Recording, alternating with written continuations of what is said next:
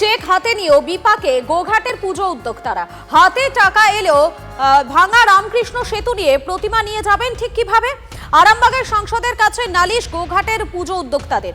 রামকৃষ্ণ সেতু দিয়েই আরামবাগ থেকে গোঘাটে ঠাকুর যায়।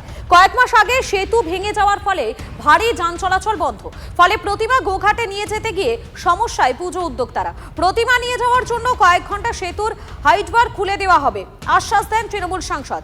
ভাঙা সেতু দিয়ে ঠাকুর ঢুকবে গোঘাটে। পুজোর আগে কি সেতু আর মেরামত করা যেত না, প্রশ্ন তুলছেন বিরোধীরা।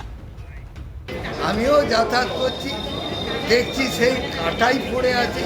এই জায়গাটা মানুষ অসন্তুষ্ট, সামনে পুজো। বিশেষ করে আরামবাগ মহকুমার অর্থনৈতিক পরিকাঠামো ভেঙে পড়ছে এই শুধু একটা সেতুকে সামনে। এই জন্য রাজ্য সরকার চিন্তিত ভাবছে। আমার মতো লোক নিশ্চয়ই মনে করবে রাজ্য সরকার দৃঢ় পদক্ষেপে এর সমাধান করবে।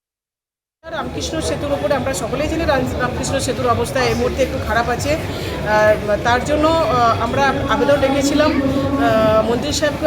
আমি ব্যক্তিগতভাবে ফোন করেছিলাম। পুজো মানে একটা মিলনের জায়গা, পুজো মানে মানুষের একটা কর্মসংস্থানও বটে। তো সবটাকে নষ্ট করতে যারা চেয়েছিলেন তারা কোনো মতেই কিন্তু মমতা বন্দ্যোপাধ্যায়কে দমাতে পারেননি, আর আগামী দিনেও পারবেন না। সব প্রচেষ্টা তাদের বিফলে গেছে। আগামী দিনের প্রচেষ্টা